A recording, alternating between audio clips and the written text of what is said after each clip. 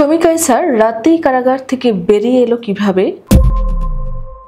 জামিন আদেশ আসার পর বৃহস্পতিবার রাত 10টা 40 মিনিটের দিকে কাশিমপুর কেন্দ্রীয় নারী কারাগার থেকে মুক্তি পান ফ্যাসিবাদের দোসর শমী কায়সার।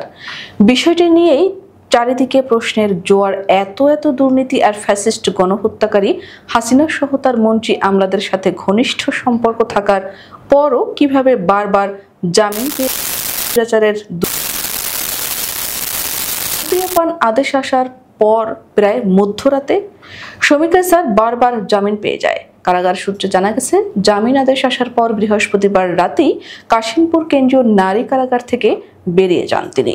কাশিমপুর কারাগারের অতিরিক্ত কারা মহাপরিদর্শক জাহাঙ্গীর কবির শমী কায়সারের জামিনের মুক্তি ও কারাগার ত্যাগের তিনি জানিয়েছেন, উত্তরা পূর্ব থানার হত্যা চেষ্টা মামলায় জামিন পেয়ে কারাগার থেকে বেরিয়ে গেছেন তিনি। পতিত স্বৈরাচারের এই দালাল পাওয়ায় স্বাভাবিকভাবে প্রশ্ন উঠছে, পিছন থেকে কে কলকাঠি নেড়েছে এই ফ্যাসিস্টের দালালদের জামিনের জন্য?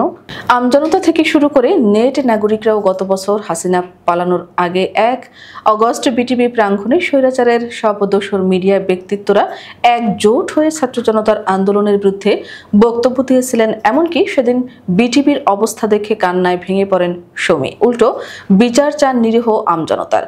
সেদিন তার চোখে পড়েনি শহীদ আবু সাইদ কিংবা মুগ্ধ এর মৃত্যুর করুণ দৃশ্য।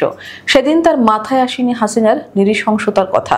শমীর মতো ছোট মনের অধিকারী নিকৃষ্ট কিংবা স্বৈরাচার হাসিনার দালাল কিভাবে খুব সহজেই বারবার জামিন পেয়ে যান, আবার বেরো হয়ে যান রাতের বেলায়? এই প্রশ্ন জনমনে। চারিদিকে খুব করে গুঞ্জন, 2 জন উপদেষ্টা রয়েছেন এর পেছনে। তাদের সহযোগিতায় বারবার জামিন পেয়ে মুক্ত হচ্ছেন শমী। সরকারের 2 জন প্রভাবশালী উপদেষ্টার নাম ইতোমধ্যে সোশ্যাল মিডিয়া ব্যাপকভাবে প্রচার হচ্ছে।